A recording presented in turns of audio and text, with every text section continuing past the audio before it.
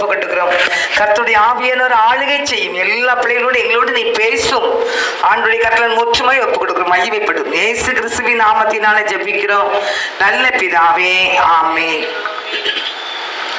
உம் வசனம் தியானிக்கையில் இதயமதில் ஆறுதலில் காரிருளில் நடக்கையிலே தீபமாக வழி நடத்தோ. காரிருளில் நடக்கையிலே தீபமாக வழி நடத்தோ. திருக்கரத்தால் தாங்கி என்னை திரு சித்தம்போல் நடத்திடுமே.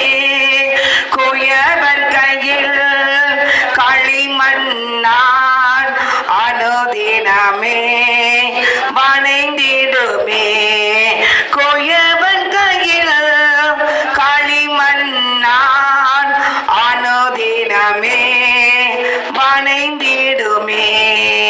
ஹல்லேலூயா, ஹல்லேலூயா. நம்ம எடுக்கிறது மத்தேயு 6ஆம் அதிகாரம் 33ஆம் வசனம். மத்தேயு 6:33 வசனம். 6ஆம் அதிகாரம் 33 வசனம் வாசிங்க. முதலாவது தேவனுடைய ராஜ்யத்தையும் அவருடைய நீதியையும் தேடுங்கள், அப்பொழுது இவைகளெல்லாம் உங்களுக்கு கூட கொடுக்கப்படும். ஹல்லேலூயா. முதலாவது தேவனுடைய ராஜ்யத்தையும் அவருடைய நீதியையும் தேடுங்கள், அப்பொழுது இவைகள் எல்லாம் உங்களுக்கு என்ன செய்யும்? கூட கொடுக்கப்படும். ஹல்லேலூயா. அந்த வசனத்தை நான் எதுக்கு நான் எடுத்திருக்கேன்னு கேட்டா, இந்த செய்தி நான் கொடுத்துருக்கிறேன். ஆனாலும் இந்த வசனம் நம்மளுக்கு முன்மாதிரி. காட்டு புஷ்பங்களை கவனித்து பாருங்கள் அப்படின்னு சொல்லி வாசிப்போம். உடைக்காக நீங்கள் கவலைப்படுகிறது என்ன? காட்டு புஷ்பங்கள் எப்படி வளர்கிறது என்று கவனித்து பாருங்கள். அவைகள் உழைக்கிறதும் இல்லை, நூக்கிறது நிற்கிறதும் இல்லை அப்படின்னு வசனத்தை ஆண்டவர் என்ன செஞ்சிருக்காரு? இந்த வசனத்தை கையில கொடுத்திருக்கிறார். ஹல்லேலூயா. அதனால நீங்க எதையும் பத்தி நீங்க என்ன செய்யாதீங்க, கவலைப்படாதீங்க. இதெல்லாம் பார்த்து இந்த உலகத்தை நம்ம தூக்கி தலையில சமக்கிற மாதிரி எதை செய்வோம்? அப்படியே என்ன செய்ய போறோம், என்ன செய்ய போறோம், என்ன செய்ய போறேன்னு சுமந்து நம்மளையே நம்மளை என்ன செஞ்சிருவோம்? அழிச்சிருவோம். ஹல்லேலூயா. அதனால நம்மளையே நம்ம அதை நினைச்சு நினைச்சு நினைச்சு நம்மள நோயாளியும் ஆக்கிடுவோம்.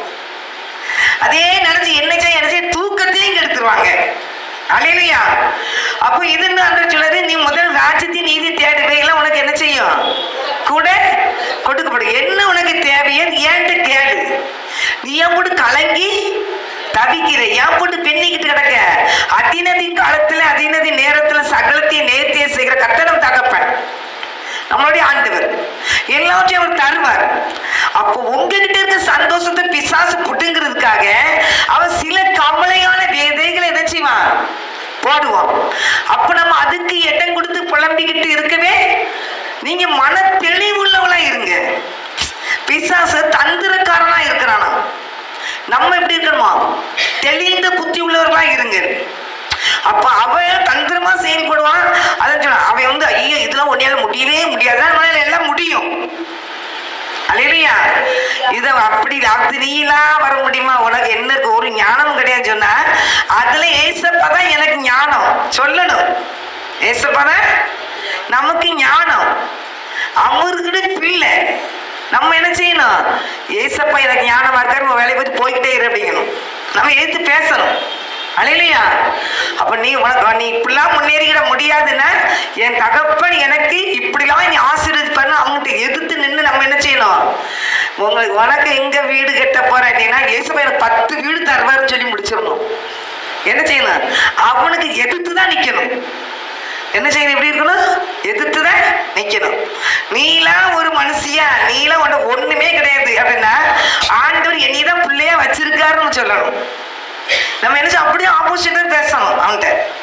அதனால நீங்க அதை பத்தி நினைச்சு பயந்து ஒரு முக்கில கொண்டுட்டு கண்ணீர் வச்சுட்டு கவலைப்படுத்திக்கிட்டு ஏசப்பா எனக்கு ஒண்ணுமே இல்லை, ஒரு ஞானம் இல்லை. ஞானத்தை கேளுங்க. ஞானத்துல குறைவுள்ளவனுக்கு ஆண்டவர் என்ன செய்யணும்? ஞானத்தை கேட்கணும். அவர் சொன்னாரு, நான் உனக்கு போதிக்கிட்டு வழியை காட்டுவேன், உண்மையில கண்ணை வச்சு ஆலோசனை சொல்லுவேன், நீ நடக்க வேண்டிய வழியை உனக்கு காட்டுவேன். கர்த்தர் நமக்கு முன்னாடி இருக்கிற எல்லாத்தையும் அவர் காட்டுவார். அப்ப நம்ம தேவையில்லாம என்ன செய்ய கூடாது. அதாவது உபாகமத்து 8ஆம் அதிகாரத்துல போட்டிருக்கோம், நமக்கு உங்களுக்கு எல்லா ஆசீர்வாதத்தையும் தருகிறது. அதை நீங்கள் வசனத்தில் சொல்லியிருக்கேன். இப்போ மட்டும் அது மட்டும் லைஸாக காமிச்சிட்டு போயிடுறேன். உபாகமம் 8ஆம் அதிகாரம்.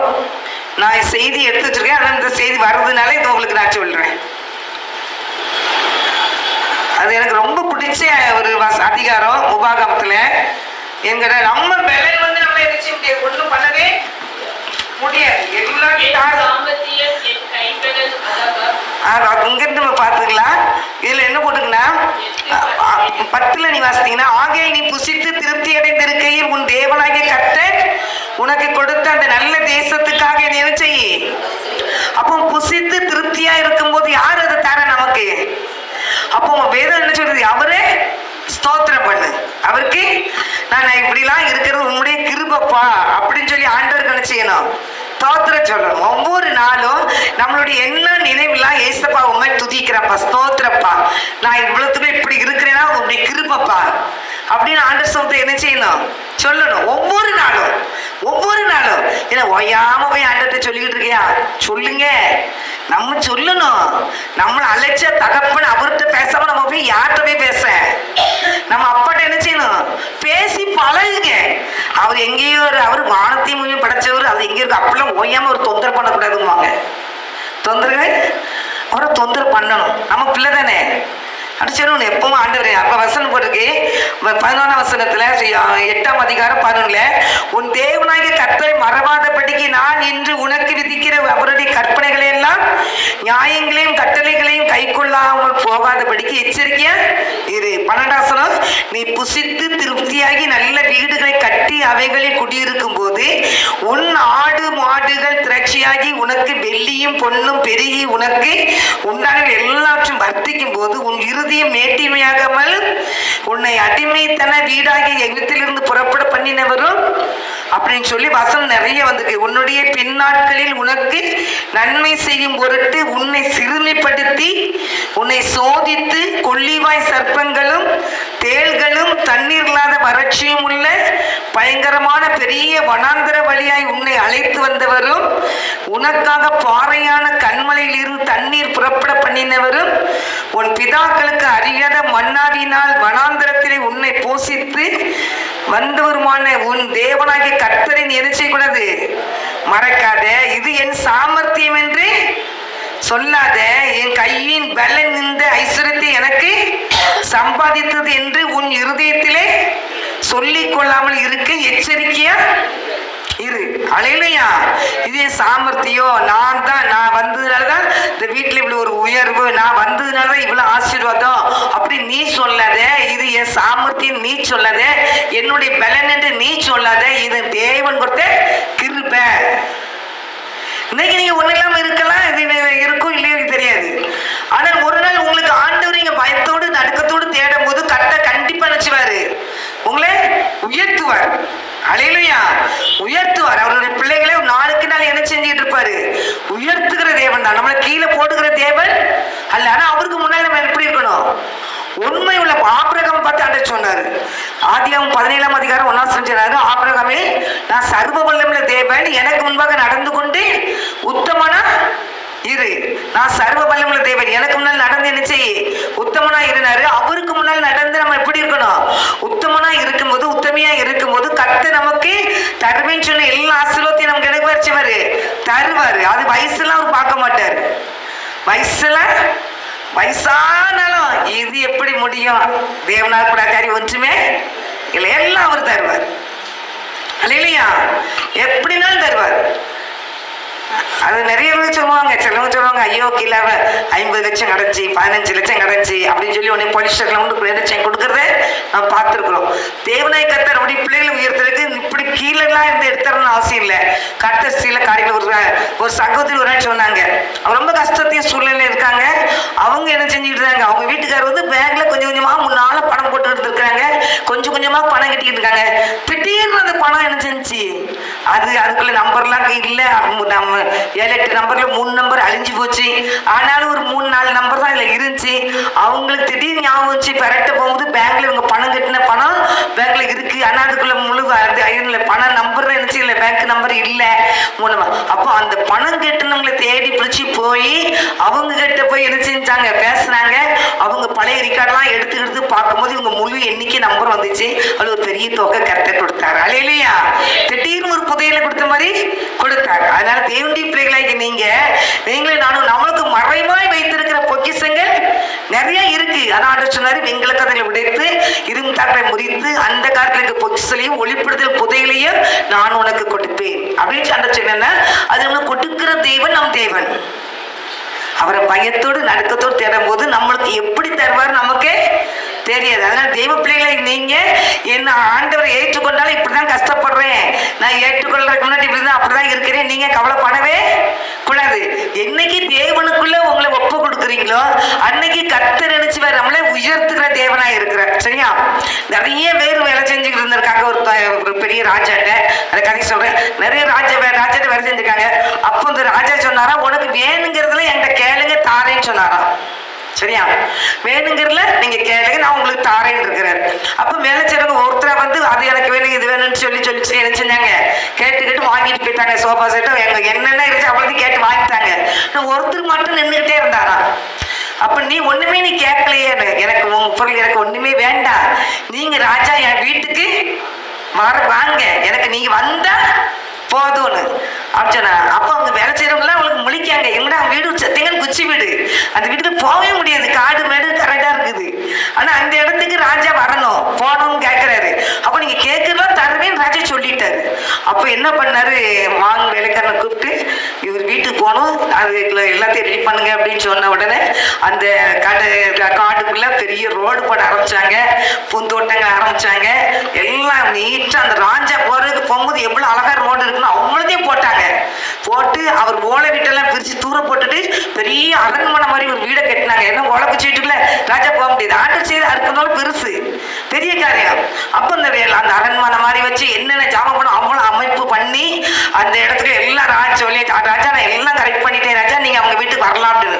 உடனே ராஜா கூட நிறைய குதிரை வண்டிகள் சாரட்டு வண்டிகள் எல்லாம் போகுது நேரே அங்க இருக்கு. ஐயோ அமக்கள் அந்த ரோட்ல ஒன்னொன்னு வாங்கிட்டு போனவங்க அப்படியே பார்க்கலாம். ஆனா ராஜா வீட்டுக்கு வரணும் அப்படி கம்பீரமா போகிறாரு. அங்க போய் அரண்மனைகளை போய் அங்க ராஜா எல்லா ஆசீர்வாதத்தையும் அங்க என்ன செஞ்சு வச்சிருந்தாங்க.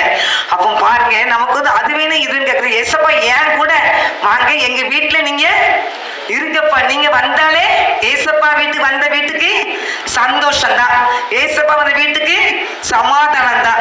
அல்லேலூயா. அங்க சண்டை இல்லை அப்படின்னு பாட்டு படிக்கிறதுன்னு சொல்றேன். இயேசு வந்த வீட்டிலே சந்தோஷம் தான் பாட்டு.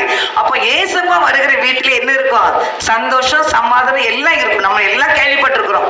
ஒரு அமெரிக்காவில தான் ஒரு வைத்தியம் ஒரு பிள்ளைக்கு சோம்லாம் இருந்துச்சு, அதுவும் உங்களுக்கு சொல்லியிருக்கேன். அங்க சோம்லாம் ஒரு கேன்சர்ல இருக்காங்க. அந்த 5 வருஷம் கேன்சர் படுத்த படுக்கையில் கிடக்குறாங்க. அங்க வந்து அவங்கள அந்த பிள்ளையை கொண்டு டாக்டர்கிட்ட போய் பார்க்க முடியாது. அங்க டாக்டர் பார்க்கறதுக்கு ட்ரீட்மெண்ட் எடுக்கிறதுக்கு இவங்க பணம் கிடையாது.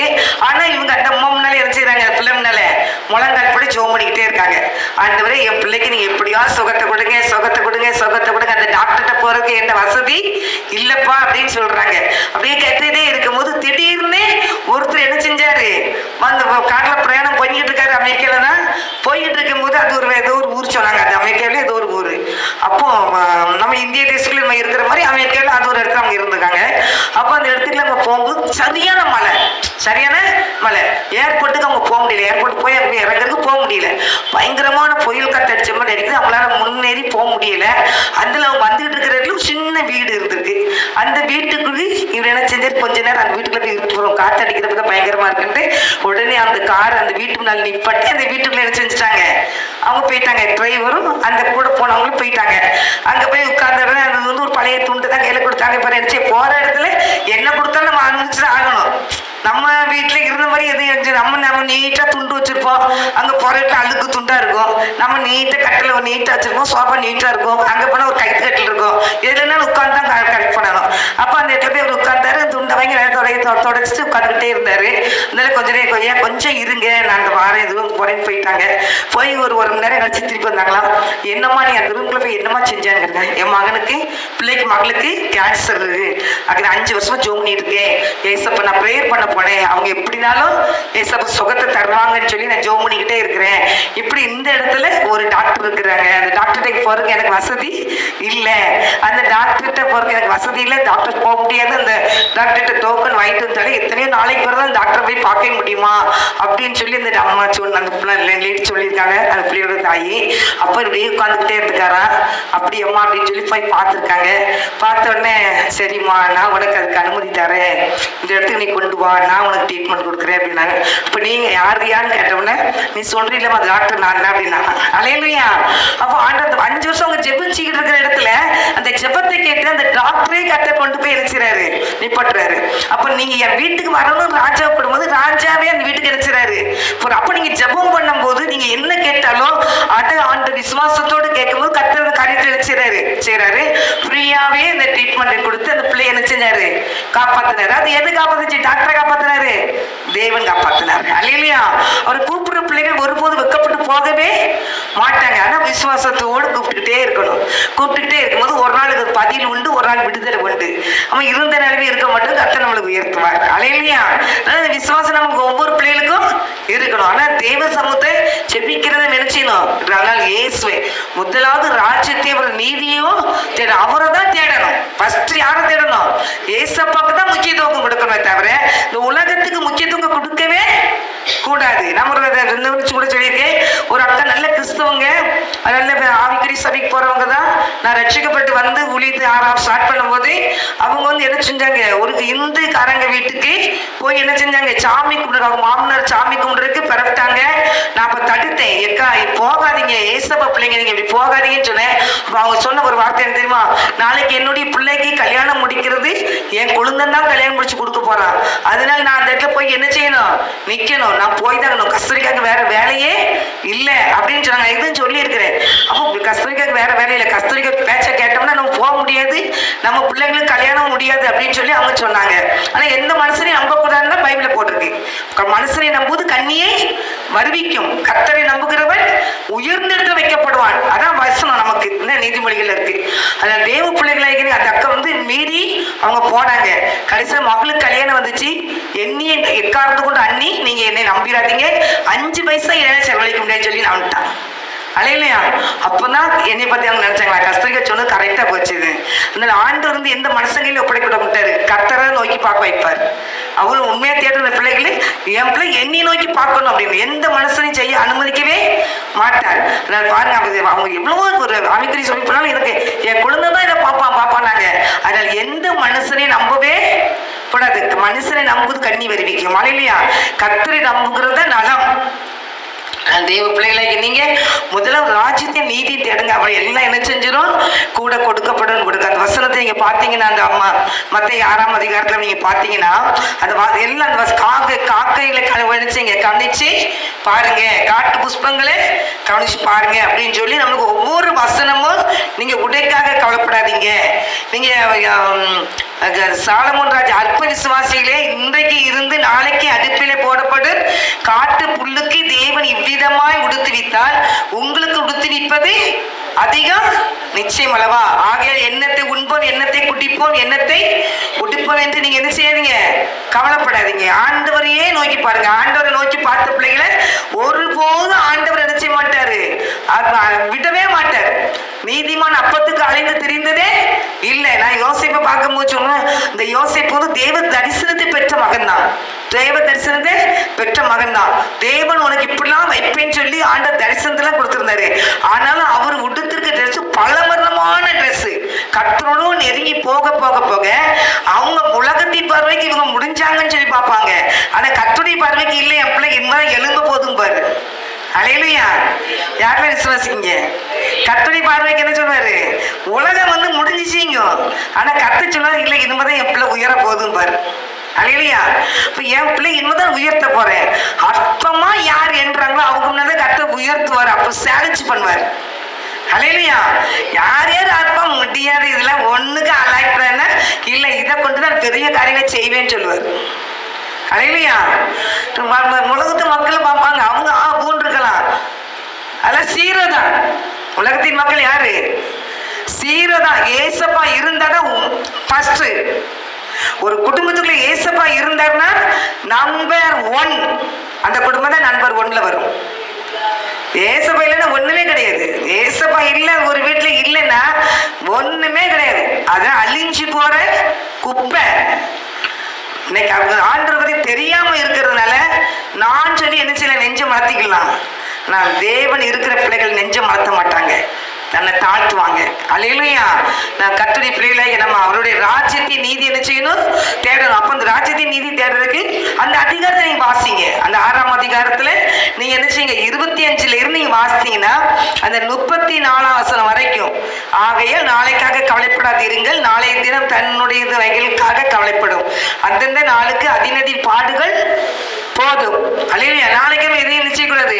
நம்ம இன்னைக்கு தூங்கி முடிச்சுட்டு காலையில் எந்திரிக்கவாங்கிறது நமக்கே தெரியாது. நம்ம தூங்கி முடிச்சுட்டு இப்படி தெரியல, அப்படி ஒரு நெளிச்சு அப்படி விட்டாலே உயிர் போயிருமான்னு பயமா இருக்கு. என்னது அப்படின்னா நம்ம உடம்பு வீக்கா இருக்கு. ஒரு நெளிப்பு அப்படி வச்சுட்டு இப்படி ஒரு நெளிப்பு நினைச்சா அவுட்டாயிருமான்னு பயமா இருக்கும். ஆனா நம்ம ஜீவன் கர்த்தத்துல இருக்கு. அல்லேலூயா. நம்ம பார்த்துக்கலாம், நம்மளை பார்த்தா பயம் மாதிரி தெரியும். எல்லாம் கர்த்தருடைய கிருபை. வேற ஒண்ணுமே இல்ல தகப்பன, நான் ஒரு ஒண்ணுமே இல்லாத மகள் தான், நீர் தான் எல்லாம் அப்படின்னு தான் நான் போயிட்டு இருக்கிறேன். நம்மளுடைய பலத்தை ஒண்ணுமே. ஒரு டாக்டர் சொன்னாரு, எப்படி இப்பெல்லாம் நடக்க முடியுது உங்களுக்கு, அது வேற கையை பிடிச்சிக்கிட்டு. அதெல்லாம் கர்த்தருக்கு இருப்ப ஏசப்பா இருக்காங்க என்கிட்ட. அதனால நம்ம எக்காரத்தை கொண்டும் பலகீனமா இருக்கிறவன் தன்னை பலவான் என்று சொல்லணுமா? அப்ப ஆப்போசிட் தான் பேசணும். பலகீனமா இருக்கிறவங்க, நான் பலகீனமா இருக்கேன், ஐயா எனக்கு அந்த நோய் இருக்கு, செல்லம் பெரும் பாட்டாங்க, சுகர் இருக்கு, ப்ரெஷர் இருக்கு, அல்சர் இருக்கு, உங்களுக்கு இன்னும் என்னெல்லாமோ சொல்லுவாங்க. உங்களுக்கு என்ன தெரியும், நான் என் உடம்புள்ள நோய் தான் இருக்கு, ஓடிடுவேன். நான் அந்த ஆள் பக்கத்தில் நிற்கவே மாட்டேன். அந்த ஆள் பக்கத்தில் நீங்க என்ன செய்ய மாட்டேன், நிற்க. அது பிசா பெருமை. வியாதியை குறித்து பெருமை பாராட்டுறாங்கன்னா நிற்காதீங்க, ஓடிடுங்க. பிசாசு சொல்லிட்டு என்ன செஞ்சுட்டு இருக்கேன் அப்படின்னு. இப்ப நமக்கு தான் ஒண்ணுமே இல்லை அப்படின்னு பெருமை பாராட்டுக்கு பிசாசு பண்ற வேலை. அதான் கர்த்தருடைய பிள்ளைகளுக்கு எனக்கு என்ன இருந்தா என்ன, ஏசப்பா எனக்குள்ள இருக்கிறாங்க, எல்லாம் அத்துப்பிடிக்கிட்டு ஓடிடும். அத்துப்பிடிக்கிட்டு ஓடிடும். நம்மள ஒண்ணும் பண்ண முடியாது. அல்லேலூயா.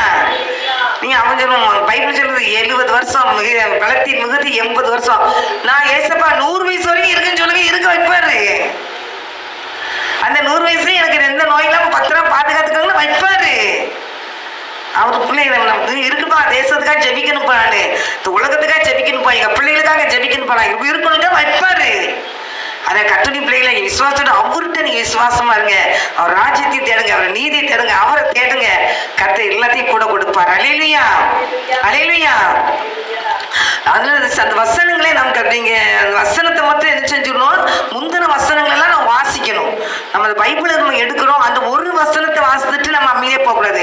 அதுக்கு முன்னக்கூட்டி என்ன போட்டிருக்கு, அப்ப அந்த வசனத்தெல்லாம் வாசிக்கும் போது கர்த்தர் நம்மளுக்கு என்ன செய்வாரு, அந்த காரியத்தின் மீது நம்ம ஆசீர்வதிப்பார். சரியா? நீங்க எதையும் முடிச்சு கவலைப்படாதீங்க அப்படின்ட்டு உங்களுக்கு நீ இதெல்லாம் சொல்றீங்க. காட்டு புஷ்பத்தை பாருங்க, காக்கையை பாருங்க அப்படின்னு சொல்லி எல்லாத்தையும் பாருங்க, ஒரு புல்ல பாருங்க, எல்லாத்தையும் பாருங்க. பாத்தீங்கன்னா எனக்கு ரொம்ப பிடிக்கும்.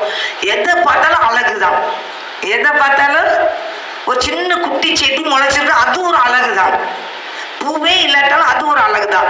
எப்படி பார்ப்பேன், இந்த செத்திங்கான இடக்குள்ள ஒரு அரச மரம் வருது, அது பாருங்க, அந்த விதையை அங்கொண்டு போட்டது யாரு, அங்கிருந்து ஒரு செடி முளைச்சு வைக்கிறாரு, அதுக்கு ஒரு குச்சை கொடுக்குறாரு, அதுக்கு ஒரு அழகா 2 இலையை கொடுக்குறாரு. அப்படி பாருங்க, அழகா வளருது. ஒரு கடுகு திரியாண்டு கடுகு போடுறாங்க, அந்த கடுகு செடியை பார்த்தா இலை பெரிய இலையா வந்துடும். அப்புறம் அதெல்லாம் பனி ஒன்னொன்னையா ரசிக்கணும். ஒவ்வொரு இலைகளையும் பார்த்தீங்கன்னா ஒவ்வொரு மரத்துக்கும் ஒவ்வொரு இலைகள் அழகழகா அன்று கொடுத்துருக்கிறாரு. இதெல்லாம் வர்ணிக்கணும். யார் கொடுத்தது? ஆண்டவர் தானே. எல்லாத்துக்கும் ஒவ்வொரு காட்டு மிருகங்கள், காட்டு செடிகள் எல்லாத்தையும் படைச்சதுலாம் கர்த்தர் படைச்சிருக்காரு. அப்ப அவருக்கு நன்றி சொல்லணும். ஒரு பூவை பார்த்தீங்கன்னா அழகு, மனுஷனா செஞ்சப்பட்ட ஒரு பூவு, மனுஷனா செய்யப்பட்ட ஒரு பூவு, அது இவ்வளவு அழகா படைச்சிருக்கான் பாருங்க. அதுக்கு ஒரு கலரை பாருங்க. அப்ப ஒவ்வொன்றையும் பார்க்கும்போது அழகழகா படைச்சு மனுஷங்க நமக்காக கையில கொடுத்துருக்கிறாரு ஆண்டவர். நம்மளுக்கு பூமியில படைச்சு நமக்கு ஒவ்வொன்றையும் அழகழகா படைச்சு கொடுத்துருக்காரு. நம்ம தேவையில்லாம பார்த்தாலும் என்ன ஏசப்பா எங்க வீட்டுக்காரர் நான் சொல்லு கேட்கவே மாட்டேங்கிறாரு, எப்ப பார்த்தாலும் இந்த வார்த்தை வராரு, அது நம்ம சொல்லவே கூடாது. இந்த எல்லாத்தையும் கர்த்தர் நமக்கு எடுத்து வச்சுருவாங்க. ரட்சிக்கப்பட்ட மனைவிக்கு ரட்சிக்கப்படாத கணவர் தான் கொடுப்பாங்க. ரட்சிக்கப்பட்ட மனைவிக்கு ரட்சிக்கப்பட்ட கணவர், ரட்சிக்கப்பட்ட கணவருக்கு ரட்சிக்கப்படாத மனைவி. அப்படின்னா அவன் வீட்டுக்குள்ள இருந்து அவன் நிமித்தம் நீ உருவாக்கப்படணும் அப்படி ஒரு ஊழியக்காரங்க சொன்னாங்க. இன்னைக்கு அவன் ரட்சிக்கப்படலையே முட்டியில் கிடந்தீங்கன்னா அவன் நிமித்தம் இன்னும் நீ ஆண்டர்களை வளர்றதுக்கு அந்த காரியத்தை ஆண்டர் அனுமதிக்கிறார். ஒரு அனுமதி இல்லாம ஒரு காரியம் உள்ள வருமா வீட்டுக்குள்ள? கட்டுரை பிள்ளைகள் வீட்டுக்குள்ள வராதில்ல. அவருடைய பிள்ளைகள் சொன்னாரு, என்னுடைய அனுமதி இல்லாம தலையில இருக்க முடி ஒண்ணு கீழே விழாதுன்னு இருக்கிறாரு. தேவனுடைய பிள்ளைகளாகி நீங்க என்ன செய்யக்கூடாது? குழம்ப கூடாது. அல்லையா? குழம்ப கூடாது. அவர் தான் என்ன கருத்தையை நினைச்சுறாரு. சரி, ஆனா நீங்க ஜெபிக்க வேண்டியது கர்த்தருடைய சமூகத்துல அதிகமா ஜெபிங்க. இந்த வசனம் முதலாவது அவருடைய ராஜ்யத்தையும் நீதியும் தேடுங்கன்னு சொன்னா அதுக்கு முந்தின வசனத்தெல்லாம் பார்த்து நீங்க உங்களை என்ன செய்யுங்க? ஆண்டவருக்குள்ள உங்களை ஒப்பு கொடுங்க. சரியா? அப்படி இன்னொன்னு உபாகமம் 28ஆம் அதிகாரத்துல நம்ம ஒரு படத்துல சொல்லிக்கிறேன். 28ஆம் அதிகாரத்துல 1ஆம் வசனம். அந்த 1ஆம் வசனம் என்ன போட்டிருக்கு? என் சத்தத்துக்கு நீ உண்மையாக செவி கொடுப்பாய், ஆனால் பூமியில சகல ஜாதிகளும் பார்க்கலும் நான் உன்னை மேன்மையாக வைப்பேன் அப்படின்னு சொல்லி உன்னுடைய மாம்சத்தை தொட்டிலாம் ஆசீர்வதிக்கப்பட்டிருக்கும், எண்ணெய்கள் ஆசீர்வதிக்கப்படும், உன்னை வாழாக்காம தலையாக்குவேன், உன்னை கீழாக்காம மேலாக்குவேன், அப்பத்தை தண்ணி ஆசீர்விப்பேன், வியாதியை உன்னோட்டு விளக்குவேன் அப்படின்னு ஆண்டு தந்திருப்பாரு. யாருக்கு? அவர் சத்தத்துக்கு உண்மையா செவி கொடுக்குற பிள்ளைகளுக்கு எல்லா காரியத்திலும் என்ன செய்வாரு? அந்த வசனம் 28ஆம் அதிகாரத்துல 14 வரைக்கும் பாத்தீங்கன்னா இந்த வசனம்லாம் இருக்கு. சரியா? அப்போ நீங்க ஒரு வசனத்தை ஆண்டு முதல் தலைப்புல கொடுத்துருக்கிறாருன்னா அந்த வசனத்தின் வித்தம் பின்னால வர எல்லா அதிகாரமும் என்ன செஞ்சிருக்கு? அந்த வசனத்தின் பிரகாரம் நம்மளை ஆசீர்வதிக்கிற தேவனா இருக்கிற சத்தத்துக்கு உண்மையா நம்ம செவி கொடுக்கணும். அப்போ கர்த்தருடைய பிள்ளைகள் எதை கடுமைக்காக பைபிள் தூக்கக்கூடாது.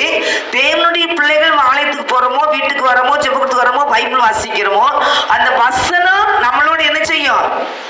பேசும்.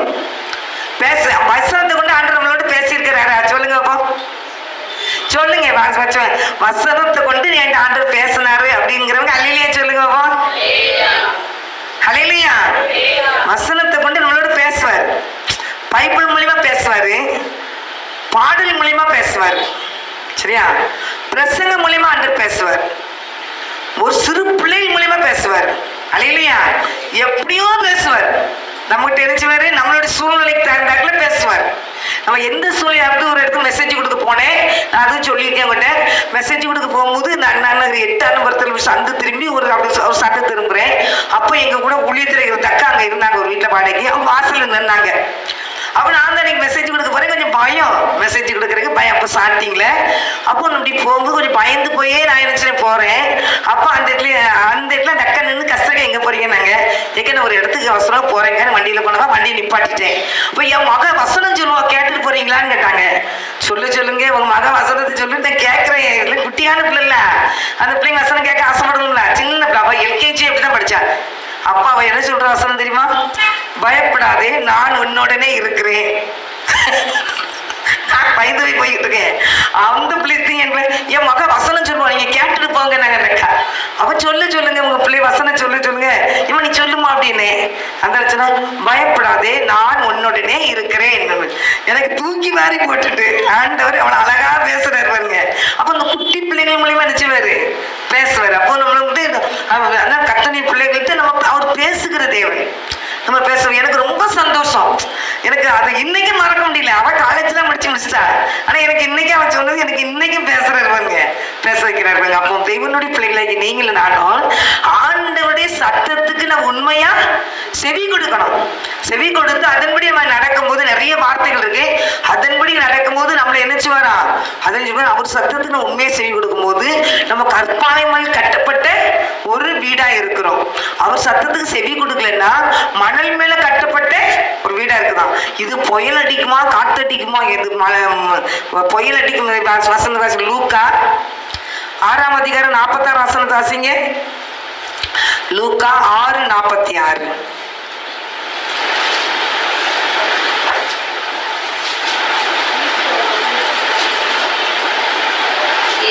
ஆண்டவரே ஆண்டவரே என்று நீங்கள் சொல்லியும் நான் சொல்லுகிறபடி நீங்கள் செய்யாமல் போகிறதென? என்னிடத்தில் வந்து என் வார்த்தைகளை கேட்டு அவைகளின்படி செய்கிறவன் யாருக்கு ஒப்பாயிருக்கிறான் என்று உங்களுக்கு காண்பிக்கிறேன். அல்லேலூயா.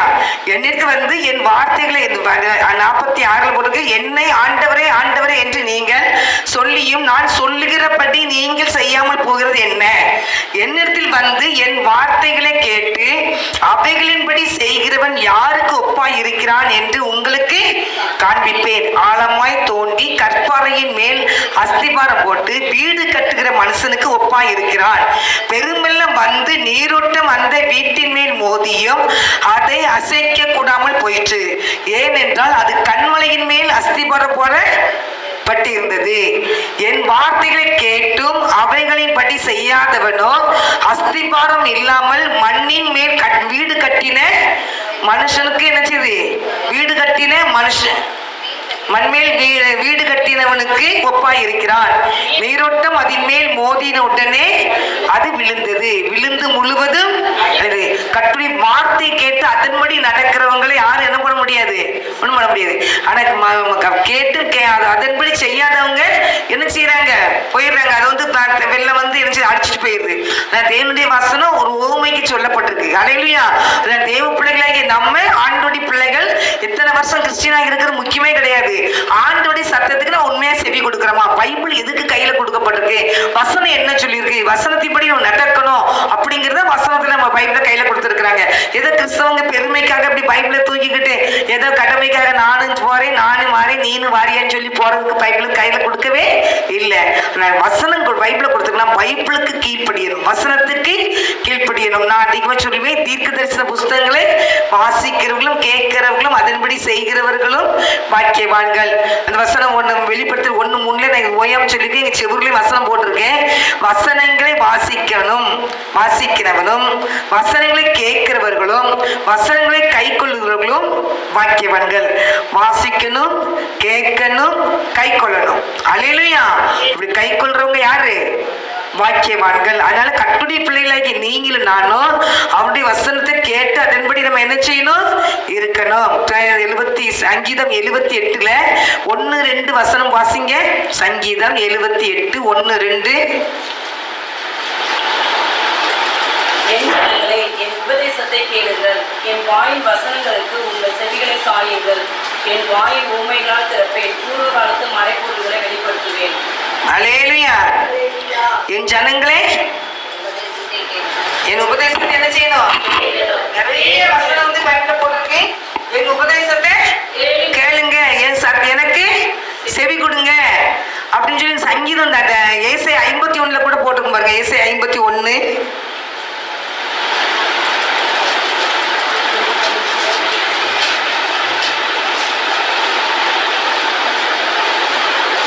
51:4 வாசிங்க. என் ஜனங்களே எனக்கு செவி கொடுங்கள், என் ஜாதியாரே என் வாக்கை கவனிங்கள். வேதம் என்னிலிருந்து வெளிப்படும், என் பிரமாணத்தை ஜனங்களின் வெளிச்சமாக ஸ்தாபிப்பேன் சொல்வார். என் நீதி சபியமா இருக்கிறது, என் ரட்சிப்பு வெளிப்படும். அல்லேலூயா. என் புயம் என் ஜனங்களை நியாயமாய் நியாயத்திற்கும் தீவுகள் எனக்கு காத்திருக்கிறது, என் புயத்தின் மேல் நம்பிக்கையா இருக்கும் அப்படின்னு சொல்லி வசனமா போடுவோம். 7ஆம் வசனத்தை வாசித்தீங்கன்னா, நீதியை அறிந்தவர்களே, என் வேதத்தை இருதயத்தில் பதித்தருளுகிற ஜனங்களே, எனக்கு செவி கொடுங்கள். அப்போ ஆண்டவர் சொல்றாரு, எப்ப பார்த்தாலும் எனக்கு நீங்க என்ன செய்யணும்? செவி கொடுக்கணும். அவர் சத்தம் செவி கொடுக்குறாரு. எல்லா மக்களும் எதுக்காக நம்ம ரட்சித்திருக்கிறாரு? அவர் சத்தத்துக்கு நம்ம செவி கொடுக்கணும். ரட்சிக்கப்பட்டிருக்கேன்னு சொல்றதுல பிரயோஜனம் இல்லை. ரட்சிக்கப்பட்டாலும் அவருடைய வார்த்தைக்கு நம்ம என்ன செய்யணும்? செவி கொடுக்கணும். அவர் என்ன சொன்னாரு அதை நம்ம கேட்கணும். அதிகாலையிலே என்னை தேடுகிறவர்கள் என்னை கண்டடைவார்கள், என்னை சிநேகிக்கிறவர்களை நானும் சிநேகிக்கிறேன், என்னை சிநேகிக்கிறவர்கள் அதிகாலை என்னை தேடுவார்கள். அல்லேலூயா. அப்படி அந்த வசனம் எனக்கு ரொம்ப இது இருக்கும். என்னை தேடுகிறவர்களே வாசல் படியிலே அதிகாலையே காத்திருப்பாங்களாம். அப்போ தாவீது ராஜாவை பத்தி சொல்லி இருக்கிற அந்தி சந்தி மத்தியான வேலையில 3 வேளையும் கர்த்தர் என்ன செஞ்சாரா? தாவீது ராஜா துதித்தாராம். அப்படி என்னுடைய வார்த்தையில நிதானமாய் மக்களுக்கு என்ன செய்யுங்க? பேசுங்க அப்படின்னு சொல்லி 105ஆம் சங்கீதம் நினைக்கிறேன். சங்கீதம் 105 வாசிங்க. 1-2 வாசிங்க. கர்த்தரை துதித்து அவருடைய நாமத்தை பிரஸ்தாபமாக்குங்கள், அவருடைய செய்திகளை ஜனங்களுக்குரிய பிரஸ்தாபப்படுத்துங்கள். அவரை பாடி அவரை கீர்த்தனம் பண்ணுங்கள், அவருடைய அதிசயங்கள் எல்லாம் அல்லேலூயா. அவர் என்ன சொல்லியிருக்கிறாரு? கர்த்தரை துதித்து அவருடைய நாமத்தை என்ன செய்யுங்க? பிரஸ்தாபமாக்குங்கள். அப்படின்னு பிரஸ்தாபம்னா என்னது? எல்லாத்துக்கும் சொல்லணும். வசனம் கொடுத்துருக்கிறல்ல, நம்ம அதை போய் செய்கிறோமா? எல்லாம் சொல்லணும். ஆண்டவர் பத்தி என்ன செய்யணும்? பார்க்குறவங்களுக்கு சொல்லணும். நம்ம நினைச்சிடும் நம்ம சொன்னா அவங்க கேட்க போறாங்களா? இல்லை நம்ம சொன்னா பிரச்சனை வந்துருமே, சண்டை வந்துருமே. இன்னைக்கு கூட எங்க வீட்டுக்கு ஒருத்தவங்க வந்தாங்க. அது என்ன, வீட்டுக்கு குறிப்பிட்டுக்கிறதுக்கு ஒருத்தவங்க வந்தாங்க. அப்போ வரும்போது எக்கா இது உங்க வீடான்னு கேட்டாங்க. ஆமா அப்படின்னு. ஆமாப்பா அப்படின்னு. என்ன தெரியுமான்னு கேட்டேன். அவன் தெரியும், சர்ச்சுக்கு வருவீங்கல்ல மொய்யாம, நான் சர்ச்சில் நாங்கள் இருப்போம், அந்த மறந்துடுறேன், ஊற்றிட்ட வீட்டுக்குலாம் ரெஸ்ட் எடுப்போம் அப்படின்னாங்க. அப்படி எப்போ உங்க வீடு எங்க இருக்குன்னு கேட்டேன். அவங்க வீட்டை சொன்னாங்க. அப்போ வீடை நாங்கள் மகிழ்ச்சிபுரத்தில் இருக்கோங்க அப்படின்னாங்க. அப்படியே நான் பேசுனேன். அப்போ இவங்களுக்கு ஆண்டரை பற்றி சொல்லிடுவோம் அப்படின்ட்டு உடனே இருக்கோம். ஏசப்பா உங்களை நேசிக்காங்கக்கா அப்படின்னு. அப்படியேக்கா சரிக்கா அப்படின்னாங்க. ஏசப்பா நேசிக்காங்க. ஏக்கா ஏசப்பா ஏன் இது ஒன்று சொல்லி முடிச்சதேன். ஏசப்பா வந்து உங்களை நேசிக்காங்க. எதுக்கு நேசிக்காங்க தெரியுமான்னு கேட்டேன். அவனை ஒருத்தர் அழிச்சு போகக்கூடாது, எல்லாரும் மறந்துருக்கணும்னு சொல்லி ஆண்டவர் பொறுமையா இருக்கிறாங்க. அதனால நீங்க வந்து ஏசப்பா ஏற்றுக்கணும். ஏன் கண்டிப்பா நீங்களும் நானும் இப்போ வந்து இது வந்து யூடியூப்ல போட்டுக்கிட்டு இருக்கு. அதனால இது நீங்களும் நானும் செத்துட்டோன்னு வச்சுக்கோங்க அப்படின்னு இப்ப சொல்றேன். அப்ப சொன்னேன், உங்களுக்கும் எனக்கும் ஒரு நாள் மரணம் உண்டு. நம்ம மறிக்கும் போது நம்ம 2 பேருமே எங்க போனோம்னா பரலோகத்துல போனோம். நீங்களும் நானும் பேசிக்கிட்டு இருக்கிறோம். அப்போ தேவன் கொடுத்த ஆவி, இது தேவன் கொடுத்த ஆவி தேவனிடத்துல போயிடும். அப்போ சரீரம் மண்ணுல போட்டிருப்பாங்க, மண்ணுல மூடிடுவாங்க. அப்போ அதுல வந்து ஒரு சரீரத்துல புதிய சரீரம் அழகா இருப்போம், நம்மள மறுரூபமாக்கப்பட்டவங்களா இருப்போம், அங்க இளைப்பாறுதல் இருப்போம். அந்த இளைப்பாறுதல் நம்மளை வச்சிருப்பாரு ஆண்டவர். ஒரு நாள் நியாயம் இருக்கிறதுக்கு உலகம் எல்லாம் முழுமையா முடிஞ்சு வருது. நியாயம் இருக்கிறதுக்கு எல்லாத்தையும் நினைச்சுவாரு, தட்டி எழுப்புவாரு. அப்ப தட்டி எழுப்பும் போது ஆண்டோடைய பிள்ளைகளும் ஆண்டவர் அறியாத பிள்ளைகள் எல்லாருமே எழுப்புவாங்க. அந்த பிள்ளைகளுக்கு நியாயம் எல்லாமே நியாயம் இருக்குன்னு அவங்களுக்கு அனுப்பிடுவாரு. எங்க அனுப்பிடுவாருன்னா நான் சொல்றேன், ஆண்டவரை ஏற்றுக்கொண்ட பிள்ளைகளா இருந்தாலும், ஆண்டவருக்கு பிரியம் இல்லாம நடக்கிற மக்களும், ஆண்டவரை அறியாம இருக்கிறவங்களும், விக்கிரக ஆராதனை பண்றவங்களும் எங்க போவாங்கன்னா, ஒரே ஒரு வசனம் இருக்கு, பிசாசுக்கும் அந்த தூதனுக்கும் ஆயத்தம் பண்ணப்பட்ட அக்னிக்குள்ள போங்கன்னு சொல்லுவாரு. அது இன்னொன்னு சொல்லுவாரு, சபிக்கப்பட்டவர்களே என்னை விட்டு அகன்று போங்கன்னு சொல்லுவாரு. இந்த பக்கத்துல ஏசப்பாக்காக பயந்து நடந்து அவர் வார்த்தை கேட்டு அதன்படி நடக்கிற பிள்ளைகளுக்கு சொல்லுவாரு, பிதாவினால் ஆசீர்வதிக்கப்பட்டவர்களே உங்களுக்காக இந்த உலகம் உண்டான முதல் உங்களுக்காக ஆயத்தம் பண்ணப்பட்ட ராஜ்யத்துக்குள் போங்கன்னு சொல்லுவாரு. இது சந்தோஷம் நிறைந்த இடம், சமாதானம் நிறைந்த இடம், அங்கதான் இருக்க போறோம். ஆனா இது வந்து இரவும் பகலும் அக்னி கடலுக்குள்ள போய் நினைச்சுவாங்க, வேதனை நிறைந்த இடத்துக்குள்ள போய் கிடப்பாங்க. அங்க சாகாத புழு கிடக்குது, அங்க தீ அவியாம அப்படியே இருக்கும். அந்த தீக்குள்ள கடந்து உருகி அழியாது. அது மறுபடியும் அது வேதனை கொடுக்கும். அழுகிற இடம், பற்கட்டிக்கிற இடம், அது நிம்மதி இல்லாத ஒரு இடம். அழுதுகிட்டே தான் இருப்பாங்க. நித்திய காலமும் அந்த நித்திய காலத்துக்குள்ள போயிடக்கூடாதுங்கிறதால தான் கிறிஸ்தவங்க வந்து இன்னைக்கு ஒவ்வொருத்தரையும் இயேசுவை ஏற்றுக்கொள்ளுங்க, இயேசு உங்களை நேசிக்கிறார், இயேசு உங்களை நேசிக்கிறார்னா நீங்க இயேசுவை நேசிச்சீங்கன்னா உங்களை மரணம் வரும்போது அந்த பரலோகத்துல நித்திய காலமும் சமாதானம் நிறைஞ்ச இடத்துக்குள்ள போகிறதுக்கு ஆண்டவர் வாசலை திறப்பார். அதுக்காக தப்பா இன்னைக்கு கிறிஸ்தவங்க வந்து இயேசுவை ஏற்றுக்கொள்ளுங்கன்னு சொல்லிட்டு இருக்கிறாங்க. நீங்க இயேசப்பா ஏற்றுக்கொள்ளுங்க, அந்த அக்னிங்களை பெயரக்கூடாது, பரலோகத்துல வரணும் அப்படின்னு சொல்லி அவங்களுக்கு இன்னைக்கு என்ன செஞ்சு ஆண்டவர் சுவிசேஷனா யாரு சுவிசேஷம் இதான் சுவிசேஷம். அவர் இயேசுவ அன்பா இருப்பாங்க, நீங்க வாங்க அப்படின்னு சொல்ற ஒரு சில எடுத்தானா. ஆனா நியாய தீர்ப்பை குறிச்சு சொல்லிடுவேன். ஆண்டவர் அன்னைக்கு தான் மகிமை பொருந்த சிங்காசனத்தை அமர்ந்துப்பாரு, எல்லாத்துக்கும் மக்களையும் கூட்டி சேர்ப்பாரு, எல்லா மக்களையும் கூட்டி சேர்த்து வெவ்வேறா பிரிப்பாரு. பரலோகம் ஒரு குரூப்பை அப்படியே ஆண்டவர் இந்த பக்கம் கொண்டு வந்து வலது பக்கம் நிக்கிறவங்களை பார்த்து பிதாவினால் ஆசீர்வதிக்கப்பட்டவர்களே சொல்லி பரலோகத்துக்கு அனுப்புவாரு. எங்க பக்கம் சபிக்கப்பட்டவர்களே பிசாசுகம் தூதனுக்கு ஆயத்தம் பண்ணப்பட்ட அக்னிக்கு போங்கன்னு சொல்லி முடிப்பாரு. அதனால அந்த நியாய தீர்ப்பு நாள்ல நிற்கும் போது நம்ம பரலோகத்துக்குள்ள போவோம்ப்பா, அந்த இடத்துல போய் அக்னிக்குள்ள போய் விழுந்துடக்கூடாதுங்க போய். அதனால இயேசுவை பின்பற்றி அந்த பரலோகத்துக்குள்ள போகணும். அதனால இயேசுவை ஏற்றுக்கொள்ளுங்க. சரிக்கா கண்டிப்பா சர்ச்சைக்கு வரேங்கன்னு சொல்லி போனேன். அதனால அந்த என்கிட்ட இது வந்து என்ன எப்படி கேட்டீங்கன்னா, நான் சர்ச்சைக்கு போயிட்டு வந்து கொஞ்ச நேரம் படுத்து தூங்கிட்டேன். எங்க பேத்தியே டக்குன்னு கழிச்சு வச்சேன். காலிங் மேல அமைக்கிட்ட டக்குன்னு 8 மணிக்கு எந்திரிச்ச உடனே டமான்னு வெளியே வந்தோடனே அந்த ஆத்மாவுக்கு சுவிசேஷம் சொன்னேன். அலையிலையா ஆண்டவர் நீ எப்படி தட்டி எழுப்பி வெளியே கொண்டு வந்து சுவிசேஷம் வைக்கிறவங்க. அதனால எந்த இடத்துக்கு போனாலும் சுவிசேஷம் ஆண்டரை பத்தி என்ன செய்யணும், சொல்லணும். அலையிலையா அவரை பத்தி சொல்லும் போது யாரும் நம்ம எதுக்க முடியாது. அந்த கிரியில நம்ம கட்டி ஜெபிக்கணும். எப்பவும் அந்த பிசாசு கிரிகளை கட்டி ஜெபிக்கணும், விக்கிரத கிரிகளை கட்டி ஜெபிக்கணும், பொல்லாத மனுஷ கிரிகளை கட்டி ஜெபிக்கணும், அந்த மாம்ச கிரிகளை கட்டி ஜெபிக்கணும். ஜெபித்து கொண்டே நம்ம என்ன விஷயத்தை சொல்லிக்கிட்டே போகும்போது ஒரு பயிலும் வாய் திறக்க முடியாது. கர்த்தருக்கு அந்த கிரியை செஞ்சுக்கிட்டே இருப்பார். அல்லேலூயா. அதனால தேவனுடைய பிள்ளைகளாகி நீங்க ராஜ்யத்தையும் அவருடைய ராஜ்யத்தையும் நீதியும் தேடுங்க. அவர் சத்தத்துக்கு நீங்க உண்மையா செவி கொடுங்க. அவருக்குள்ள நீங்க இருக்கும்போது என்ன வந்தாலும் என்ன செய்ய முடியாது, அசைக்கவே முடியாது. கர்த்தர் நம்மளோட கூட என்ன செய்வாரு, இருந்து என்ன செய்வாரு, யுத்தத்தை செய்வார். அல்லேலூயா. அது ஏன் பிள்ளை பாரு, வயவாய் கேட்டுப்பாரு, ஏன் பிள்ளை. இப்போ நீங்க பிள்ளைங்க வயசானாலும் இப்போ இருக்காங்க வயசான பிள்ளைங்களுக்கு வந்து வயசாயிடும், பிள்ளைங்களே இப்போ ஸ்டேஜுக்கு வந்துட்டாங்கன்னு வச்சுக்கோங்களேன். அப்படின்னாலே அவன் ஒரு வார்த்தை சொன்னாலும் எழுத்து போட்டுருவான், என் மகன் எழுத்து தட்டி விட்டுருவான் அப்படின்னு சொல்லுவாங்களா? போட நீ நான் இல்லை என்ன சொல்றேன் என் பிள்ளைய பற்றி, என் பிள்ளைகளை பற்றி என்ன சொன்ன, வாயை தர அப்படிமா நிப்பாங்க, சொல்லுமா சொல்ல மாட்டோமா? அதே தான் ஏசப்பா நமக்காக. நீ அமைதியா இரு, நீ அமைதியா இரு, நான் பார்த்துக்கிட்டேன் பாரு. அதான் அவருடைய பிள்ளைகளாக நம்ம என்ன செய்யணும், இருக்கணும். அல்லேலூயா. நான் கர்த்தருடைய பிள்ளைகளாக நீங்க ராஜ்யத்தின் நீதி தேடும் போது எதையும் குறித்து கவலைப்படவே கூடாது. தேவனுடைய வார்த்தையை நீங்க கீழ்ப்பிடிச்சு நடக்கும்போது கர்த்தர் எதையும் குறித்து கவலைப்படவே கூடாது. ஒரு சத்தத்துக்கு நம்ம உண்மையை என்ன செய்யணும், செவி கொடுக்கணும். பைபிள் அதுக்குதான் கையில் ஆர்டர் கொடுத்துருக்கிறார். வசனத்துக்கு கீழ்ப்பிடிஞ்சு நடந்தோம்னா நம்மளை கர்த்தருங்கையும் ஆசீர்வதிப்பார், பரலோகத்துக்கு கூட்டிட்டு போயிருவார். அல்லேலூயா.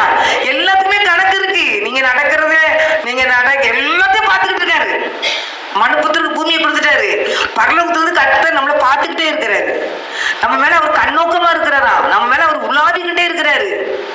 சங்கீதம் நிறைய வசனம் இருக்கு, ஆனா ஒரு சங்கீதம் 11 இருக்குது, கர்த்தர் நீதிமான்கள் மேல கர்த்தருடைய கண்கள் நோக்கமா இருக்கு, நம்மள பார்த்துக்கிட்டே தான் இருக்காரு.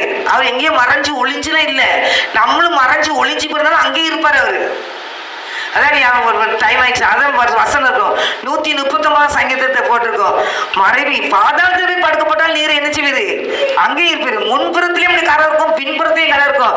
என்னை நெருக்கி ஏவுறீ, உமக்கு மறைவாக நான் எங்க போவேன்னு தாவீது கேட்பாரு. நீ தாயிங்கர்ல உருவாகிறதுக்கு முன்னாடி என்னை பேர் சொல்லி அழைச்சிட்டீரு, எலும்புகள் உருவாகிறதுக்கு முன்னாடி பேர் சொல்லி அழைச்சிட்டாரு நம்மள. அப்படி அழைச்சாதான் நேற்று உட்கார முடியும். அல்லேலூயா. அழைச்சதான் வந்து உட்கார முடியும், தேவனுடைய வார்த்தை கேட்க முடியும். அவர் அழைப்பு இல்லாதவங்க வர முடியாது, கேட்கவே முடியாது, வரவே மாட்டாங்க. தேசத்துக்காக ஜெபம் அது உங்க வேலை, போங்களேன் அப்படின்னு போயிடுவாங்க.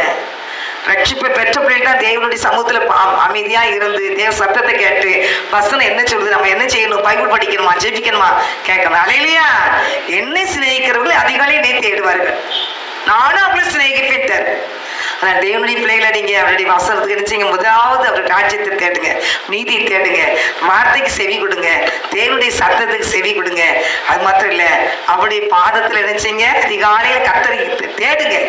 அதிகாலையில நினைச்சீங்க, தூங்காதீங்க, இழுத்திருந்து மூடி படுக்காதீங்க. கர்த்தருடைய பிள்ளைகளுக்காக ஒரு ஊழியக்காரர் நீங்க சொன்னாங்க, நைட்டு 1 மணிலேருந்து 5 மணி வரைக்கும் கர்த்தருடைய பிள்ளைகளாம் எந்திரிப்பாங்களாம். கர்த்தருடைய பிள்ளைகள் எப்படி எந்திரிப்பாங்களா, ராத்திரி விடியக்கால 1லேருந்து 5க்குள்ள கர்த்தருடைய பிள்ளைகள் எழும்பிடுவாங்களா. கர்த்தரவங்க எழுப்புவாராம். நான் ரட்சிக்கப்பட்ட புதுசாக படுத்து தூங்குறேன், நான் சொல்றேன் இசப்பா தூக்கம் வந்து கொஞ்ச நேரம் படுத்துருக்கேன், 12 மணிக்கு நீ எழுப்பி போட்டுருங்க. என்ன பெருமரில் முடிச்சு ஒரு இடுப்பு பார்க்க மணி 12. ஆண்டவர் அப்பெல்லாம் செய்வாரு, நீங்க கேட்டீங்கன்னா செய்வாரு. நான் உங்க சொந்த ஜெபிக்கணும் இசப்பா, நான் 2 மணிக்கு எந்திரிக்கணும். நீங்க சரியான முரட்டு தூக்கம் உள்ளவங்க இருந்தாலும் கூட நான் 2 மணிக்கு எழும்போது நீங்க சொல்லிட்டு பாடுங்க. 2 மணிக்கு முன்ன அங்கேயும் போகாது இங்கேயும் போகாது, எழுப்பிட்டுருவாரு. கர்த்தர் அப்படியே சூப்பரா செய்வார் நம்மளை கிரவுண்டுக்கு. அல்லேலூயா. தேவ பிள்ளைகளுக்கு நீங்க தூக்கத்தை விரும்பாதீங்க, தூக்கத்தை விரும்பாம தேவ சமூகத்தை விரும்புங்க. நல்லா தூங்க ஆண்டவர் சொல்லுங்க, ஜெபிக்கணும்னு சொல்லும்போது கரெக்ட் பண்ணி விட்டுருவாரு. அல்லேலூயா. தேவனுடைய பிள்ளைகளாகியவே நம்ம இருப்போம், ஆண்டவர் சத்தத்துக்கு உண்மையை செவி கொடுப்போம், சமூகத்துல காத்திருப்போம். கர்த்தர் அப்படிப்பட்ட கிருபைகளையும் பாக்கியத்தையும் கர்த்தர் நமக்கு தந்தா நம்மளை ஆசீர்வதிப்பாராங்க. கண்களை மூடி ஜெபிப்போம். எங்கள் அன்பின் பரிசுத்தமுள்ள பரலோக தகப்பனே, இந்த வேலைக்காக உங்களுக்கு நன்றி செலுத்துறேன் இசப்பா, நன்றி செலுத்துறேன் இசப்பா, நன்றி செலுத்துறப்பா. கர்த்தாவே அப்பனே இப்படி சமூகத்துல வந்து உடைய வார்த்தைகளை கேட்க முடியாத பாக்கியத்தை உடைய பிள்ளைகளுக்கு நீ கொடுத்ததுக்காக நன்றி செலுத்துறேன் இசப்பா. ஆவியானவரை இந்த அடினை மறைச்சு நீ வெளிப்பட்ட தேவனுக்கு கோடி நன்றி செலுத்துறேன் இசப்பா. பேசுகிறேன் நீங்க நல்ல பிதாவே, ஆவியான சொன்னீரே இந்த அடிமை மறைச்சு ஆவியான வெளிப்பட்டதுக்காக நன்றி செலுத்துறேன் இசப்பா. எங்களோட பேசுகிற வார்த்தைக்காக நன்றி செலுத்துறப்பா. வந்த ஒவ்வொரு குடும்பத்தையும் நீர் ஆசீர்வதிங்கப்பா. உங்களுடைய பிள்ளைகள் உங்களுடைய வசனத்தை கர்த்தாவே கைகொண்டு நடக்க, ஆண்டவரே அதிகாரிகளை தேட, எதையும் குறிச்சு கலங்காதபடி கர்த்தாவே இசப்பா ஸ்தோத்திரம். ஆண்டவரே ராஜ்யத்தின் நீதியை தேட உடைய பிள்ளைகளுக்கு நீ கிருபை கொடுப்பீராக நான் ஜெபிக்கிறேன். ஒவ்வொரு குடும்பத்தையும் நீர் ஆசீர்வதிங்கப்பா. வேலி அடிச்சு பிள்ளைகளை பாதுகாத்துக் கொள்ளுங்க ஏசப்பா. உமக்கு நன்றி சொல்றேன் ஏசப்பா. ஆண்டவரே இந்த அப்புறபட்சமான ஊழியக்காரியப்பா உடைய வார்த்தையை கொடுத்திருக்கேன்ப்பா. ஆண்டவரே உடைய நாம் மாத்திரம் இல்லை மகிமைப்படட்டியா, உங்க நாம மகிமைப்படட்டியா, உங்க நாம மகிமைப்படட்டியா, ஒரு ஆட்சியை கட்டப்படட்டும் ஐயா. அப்படியே கத்த செய்வீராக. அப்படியே பரிசுத்தமான கட்டைகளை தாழ்த்துகிறோம், வெறுமையாக்குறோம். என் தகப்பனுடைய நாமம்